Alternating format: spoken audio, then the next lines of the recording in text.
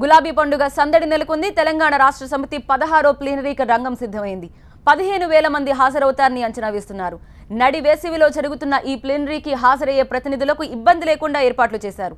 ముందస్తు ఎన్నికల ప్రచారం జరుగుతున్న నేపథ్యంలో గులాబీ బాస్ ఏం చెప్తారా అని క్యాడర్ ఆసక్తిగా ఎదురు చూస్తోంది.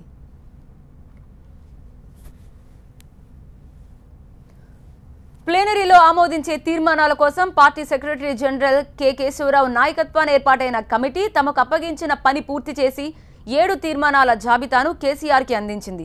సంక్షేమ కార్యక్రమాలు, వృత్తి పనులు, విద్యుత్ పరిశ్రమలు, వ్యవసాయం, సాగునీరు, సాంఘిక దురాచారాలు, హరితహారం, పేదలకు కార్పొరేట్ విద్య, వీటితో పాటు పార్టీ సంస్థాగత నిర్మాణం వంటి 12 తీర్మానాల ప్లీనరీల చర్చ జరుగుతుంది. టీఆర్ఎస్ అధ్యక్షుడిగా కేసీఆర్ పేరును ప్రకటిస్తారు. 10 గంటలకు అమరవీరుల జెండా ఆవిష్కరణ, నివాళుల తర్వాత పార్టీ అధ్యక్షుని పేరు ప్రకటిస్తారు. తర్వాత పార్టీ అధినేత కేసీఆర్ ప్రారంభోపన్యాసం చేస్తారు. తీర్మానాలపై చర్చ తర్వాత సాయంత్రం 5 గంటలకు కేసీఆర్ ముగింపు ఉపన్యాసంతో ప్లీనరీ ముగుస్తుంది.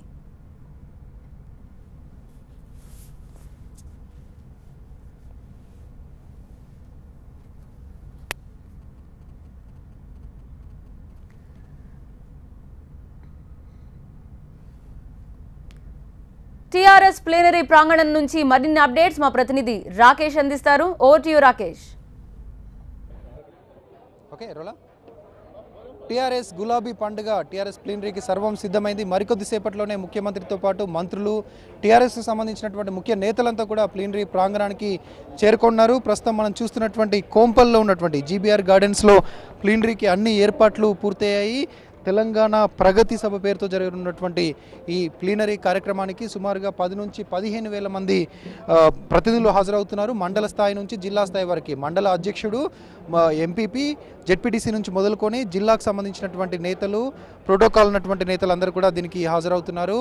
అఫీషియల్గా 7,000 మంది అతిథులను మాత్రమే ఇక్కడికి ఆహ్వానించినప్పటికీ అన్అఫీషియల్గా వాళ్ళకి సంబంధించినటువంటి అనుచరులు కానీ, డ్రైవర్లు కానీ, మిగతా నేతలంతా కలిపి 15,000 వరకు వచ్చే అవకాశం అయితే కనిపిస్తుంది. దీనికోసం మొత్తంగా 9 ఎకరాల్లో ఏర్పాట్లు పూర్తయ్యాయి. సమావేశ మందిరం, మనం చూస్తున్నటువంటి సమావేశ మందిరంలో సుమారుగా 9,000 మంది కూర్చునే విధంగా సీటింగ్ అరేంజ్మెంట్ చేశారు. బ్లాక్స్గా వీఐపీస్కి ఒక బ్లాకు, అదేవిధంగా ఎంపీలు, ఎమ్మెల్యేలు, మంత్రులు వీళ్ళందరూ కూర్చోడానికి ఒక బ్లాక్, మిగతా ప్రోటోకాల్ ఉన్నటువంటి చైర్మన్లు కానీ, జెడ్పీ చైర్మన్లు కానీ మిగతా వాళ్ళు కూర్చోవడానికి ఒక బ్లాక్, అదేవిధంగా మహిళలు, ఇతర వ్యక్తులందరూ కూడా, కొంతమంది వీఐపీలు, బయట నుంచి వచ్చేటువంటి వీఐపీలు వాళ్ళందరూ కూర్చోవడానికి వివిధ బ్లాక్స్ ఏర్పాటు చేశారు. ఎండ వేడిమిని తట్టుకునేందుకు దాదాపు 42 డిగ్రీలు హీట్ దాటింది కాబట్టి ఎండ వేడి తట్టుకునేందుకు కూలర్లు అరేంజ్ చేశారు, స్ప్రింక్లర్లు అరేంజ్ చేశారు, వాటర్ ఫాగ్ వచ్చే విధంగా కూడా ఏర్పాట్లు పూర్తయ్యాయి. సభా వేదిక వెనకాలే 15,000 మంది ఒకేసారి భోజనం చేసే వీలుగా డైనింగ్ హాల్ను కూడా అరేంజ్ చేశారు. ఇటు వీఐపీస్కి, అదేవిధంగా ముఖ్యమంత్రికి ప్రత్యేకంగా డైనింగ్ హాల్, మొత్తంగా 5 డైనింగ్ హాల్స్ను ఏర్పాటు చేయడం జరిగింది. కేవలం ఐడి కార్డు ఉన్నటువంటి నేతలను మాత్రమే, ఐడి కార్డు ఉన్నటువంటి ప్రతినిధులు మాత్రమే లోపలికి రాణిస్తూ ఉన్నారు. 10:30కు మొదలు కాబోతుంది. 10 గంటలకి ముఖ్యమంత్రిని తెలంగాణ రాష్ట్ర సమితి అధ్యక్షునిగా ప్రకటిస్తూ ఒక ప్రకటన కూడా వెలువడనుంది తెలంగాణ భవన్ నుంచి. మనతో పాటు ఎమ్మెల్సీ షమన్పూర్ రాజు గారు ఉన్నారు. చెప్పండి, 10:30కి మొదలయ్యేటువంటి ప్లీనరీ కార్యక్రమం ఎప్పుడు ముగుస్తుంది? మధ్యలో షెడ్యూల్ ఎట్లా ఉండబోతుంది?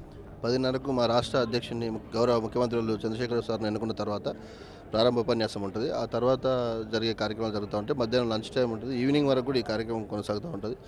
గత 3 సంవత్సరాలుగా తెలంగాణ రాష్ట్ర సమితి ప్రభుత్వంలోకి వచ్చినాక ఎలాంటి కార్యక్రమాలు చేశాం, భవిష్యత్తు దిశానిర్దేశం చేయబోతా ఉన్నారు ముఖ్యమంత్రి గారు. ఇప్పటి వరకు ఏ రాష్ట్ర ప్రభుత్వం, ఏ పార్టీ చేయని, ఏ ప్రభుత్వం చేయని విధంగా ఈ భారతదేశంలోనే నెంబర్ 1 పేరు తెచ్చుకున్న ముఖ్యమంత్రి గారు ఈ ప్రభుత్వం ఏ విధంగా భవిష్యత్తులో పనిచేసింది, మరి ఎలా చేయబోతాం అనేది దిశానిర్దేశం చేస్తారు. రాజకీయ తీర్మానాలనే అదేవిధంగా కేటీఆర్ని వర్కింగ్ ప్రెసిడెంట్గా అనౌన్స్ చేస్తారనే ప్రచారం కొద్ది రోజులుగా జరుగుతుంది. అట్లాంటి సూచనలు ఏమైనా ఉన్నాయా?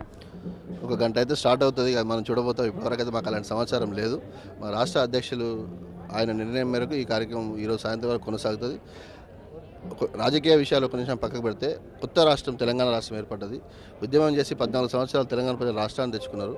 ఆ రాష్ట్రం బంగారు తెలంగాణగా ఎలా పోవాలి అనే దాని మీదనే ముఖ్యమంత్రి గారు దృష్టి ఉంది. కాబట్టి ఖచ్చితంగా బంగారు తెలంగాణ దిశగా ఈ ప్రభుత్వం, ముఖ్యంగా టీఆర్ఎస్ పార్టీ అంటేనే మీకు తెలుసు, తెలంగాణ ప్రజలు ఓన్ చేసుకుని మా ఇంటి పార్టీగా పిలుచుకోబడి టీఆర్ఎస్ పార్టీ. కాబట్టి టీఆర్ఎస్ పార్టీ ఆధ్వర్యంలో తెలంగాణ బంగారు తెలంగాణ అయితే తెలంగాణ ప్రజలు నమ్ముతూ ఉన్నారు. ముఖ్యమంత్రి గారు ఆ విధంగా ముందుకెళ్తా ఉన్నారు. సంతోషం.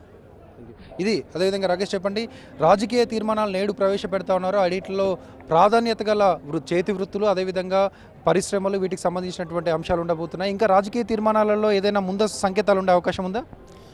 ఒకటండి, ఈరోజు సుస్పష్టంగా తెలంగాణ అభివృద్ధి దిశగా అర్బన్ తెలంగాణ, రూరల్ తెలంగాణ అని మనం డివైడ్ చేసుకున్నప్పుడు చేతి వృత్తుల వాళ్ళు ఎవరైతే ఉన్నారో గ్రామీణ ప్రాంతాలను పటిష్టం చేయడం ఒకటి. ప్రధానంగా ఈరోజు ఏదైతే ప్రైమరీ సెక్టర్లో గ్రోత్ లేకుండా పోతుందో కంట్రీ మొత్తంలో, ఆ గ్రోత్ను డెవలప్ చేయాల్సిన బాధ్యత ప్రతి ప్రభుత్వం మీద ఉంటుంది. ఎందుకంటే ఎంతమంది మ్యాన్ పవర్ అయితే ఇక్కడ జనరేట్ అవుతుందో వాళ్ళకి కావాల్సినటువంటి ఫుడ్ ఫెసిలిటీస్ కూడా ప్రొవైడ్ చేయాల్సిన ఆవశ్యకత గ్రామీణ భారతం మీద ఉంటుంది. కాబట్టి మనం ఏదైతే అర్బన్ పాలిటిక్స్ అర్బన్ పీపుల్ని ఎంత ప్రొటెక్ట్ చేస్తున్నామో అదేవిధంగా రూరల్ పీపుల్ని స్ట్రెంథన్ చేసి రూరల్ ఇండియాను మనం డెవలప్ చేసుకోవడానికి ప్రణాళిక రూపొందించడం జరుగుతుంది. పరిశ్రమలు మనకు ఎంత ఇంపార్టెంటో పరిశ్రమలతో పాటు ఏదైతే గ్రామాలను కూడా కాపాడుకునే దిశగా తెలంగాణ ముందుకు పోతుంది.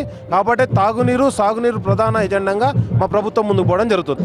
కన్నే ప్రభాకర్ గారు అన్నారు, మీరు పిలిచిన దానికంటే చాలా ఎక్కువ సంఖ్యలో అతిథులు వచ్చే అవకాశం, ప్రతినిధులు వచ్చే అవకాశం కనిపిస్తూ ఉంది. దానికి సరిపడా ఏర్పాట్లు ఉన్నాయా?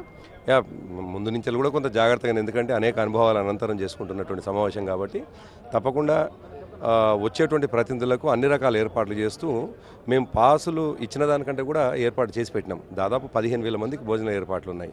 కాబట్టి దానికి ఏమి ఇబ్బంది లేదు. సరే, ఎండాకాలం కాబట్టి కొంత ఏర్పాట్ల విషయంలో ఇంకా అతి జాగ్రత్తలు తీసుకొని ఉన్నాము.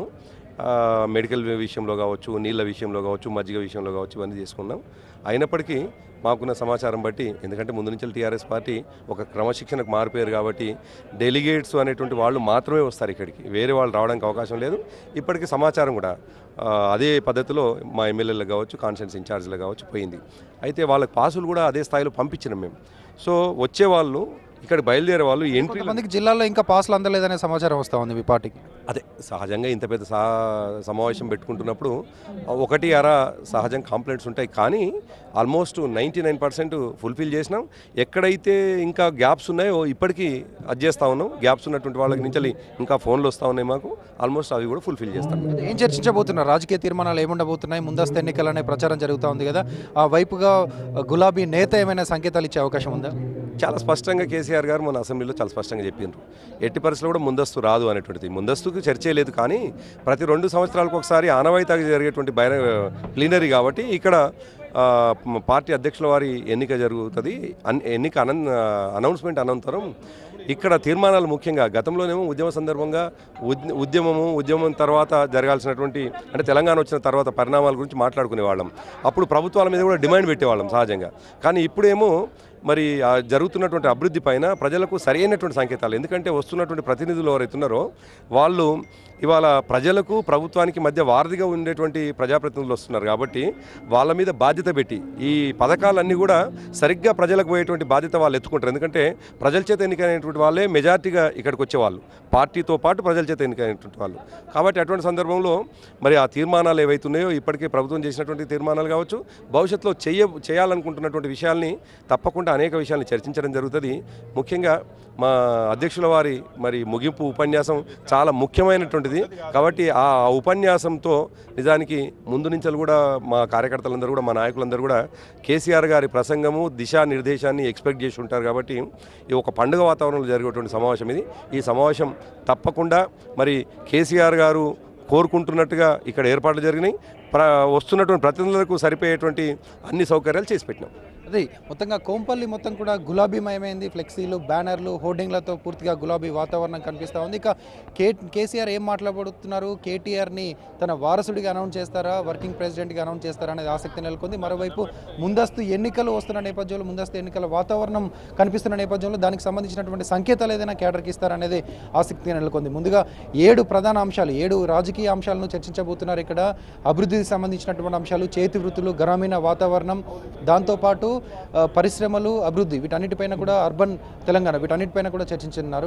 వీటన్నిటిని కూడా ఆయా శాఖలకు సంబంధించినటువంటి మంత్రులు ప్రవేశపెడతారు. ఆ తర్వాత దీనిపైన చర్చిస్తారు. ముగింపు ప్రసంగం కేసీఆర్తో ఈ కార్యక్రమం ఈరోజు ముగిసే అవకాశం ఉంది. ఎట్టి పరిస్థితుల్లోనూ ఎలాంటి ఇబ్బందులు జరగకుండా పూర్తిగా కార్యకర్తలందరికీ అన్ని సౌకర్యాలు కల్పించామంటూ నిర్వాహకులు చెప్తా ఉన్నారు. కెమెరామెన్ నవీన్తో రాకేష్, TV9 హైదరాబాద్.